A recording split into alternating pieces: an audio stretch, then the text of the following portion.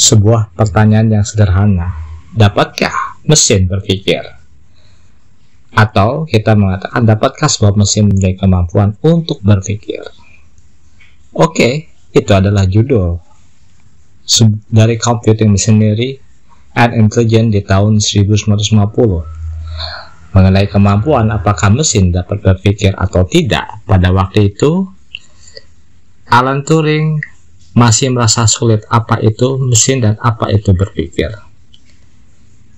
Di era itu adalah hanya sebuah khayalan, tetapi di era sekarang itu adalah sebuah teknologi yang ada di sekeliling kita.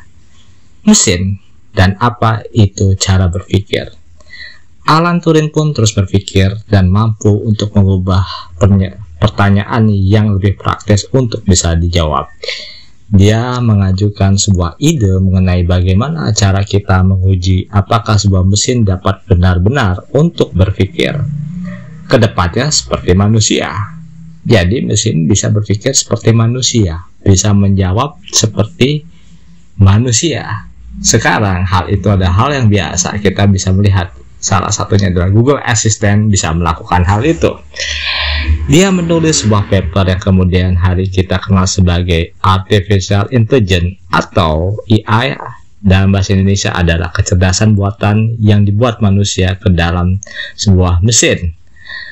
Dengan menciptakan sebuah permainan yang mampu untuk melakukan eksperimen, dia menyebutnya sebagai The Limitation Game yang kemudian dikenal sebagai tes Turing, atau kita menyatakan juga The Imitation Game.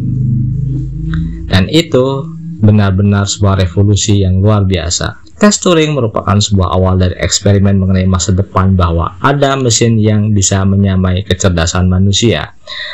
Turing kemudian mengajukan sebuah pertanyaan, sebuah komputer bisa disebut cerdas jika dapat membuat manusia untuk percaya bahwa dia manusia atau berperilaku selayaknya manusia. Sekarang kita bisa melihat banyak sekali robot humanoid yang berperilaku seperti manusia. Kemudian Turing mengembangkan sebuah tes untuk menguji apakah sebuah program dalam melakukan percakapan pesan yang diketik secara online dengan interpreter atau seorang manusia, dalam hal ini seorang penerjemah, selama menit untuk bisa menebak apakah percakapan tersebut dilakukan oleh mesin atau manusia. Program tersebut dapat dinyatakan lolos jika mampu membuat manusia percaya sekitar 30% dari waktu yang dipakai untuk percakapan tersebut.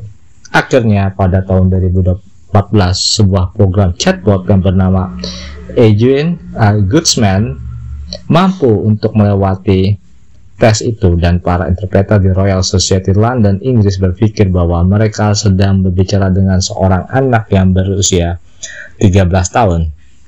Padahal mereka berbicara dengan sebuah mesin. Dari uji coba tersebut, Artificial Intelligence kemudian terus berkembang dan mampu untuk meniru fungsi kognitif manusia, yang kemudian dimulai dengan kemampuan untuk menganalisa dan memahami pola gambar yang gerakannya mengenai lingkungan di sekitarnya, serta membuat sebuah keputusan untuk bertindak dan berbuat. Jadi, Alan Turing kita bisa menyebutkan sebagai bapak dari ilmu komputer. Dia adalah seorang dari Britania, dari Inggris ya. Jadi dia adalah orang yang pertama menerapkan gagasan Artificial Intelligence. Bagaimana mesin dapat berpikir seperti manusia, walaupun pengembangannya memang memerlukan waktu yang panjang. Tetapi saat ini AI merupakan teknologi yang mudah ditemukan di sekeliling kita. Bahkan gadget kita pun bisa berbicara selayaknya manusia.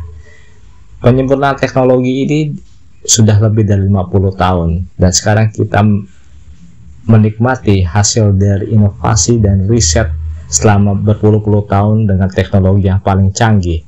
Dan setiap tahun Artificial Intelligence akan dikembangkan menjadi hal yang lebih baik, menjadi hal yang luar biasa, dan akan diterapkan di banyak bidang pekerjaan kita.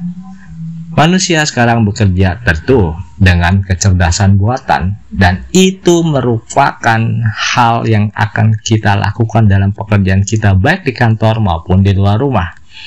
Jadi tanpa pertanyaan dapatkah mesin itu berpikir seperti yang digagas pertama kali Alan Turing, mungkin artificial intelligence tidak pernah ditemukan. Jasa Alan Turing sangat besar untuk mengkolaborasi kinerja manusia dengan mesin. Di industri 5.0 antara manusia, robotics, fisik, dan juga AI bekerja sama dan berkolaborasi.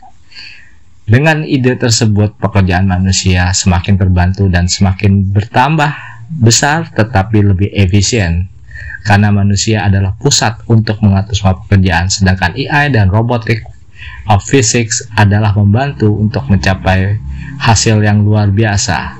Dan disinilah kehebatan dari sebuah mesin yang mampu membantu kinerja manusia, dan manusia juga tidak akan pernah puas untuk membuat inovasi teknologi baru. Artificial intelligence adalah salah satu jawabannya, dan mungkin nanti akan ada teknologi yang lebih baru. Selamat datang di masa depan untuk hari ini. Saya Septian Dato mengucapkan terima kasih banyak.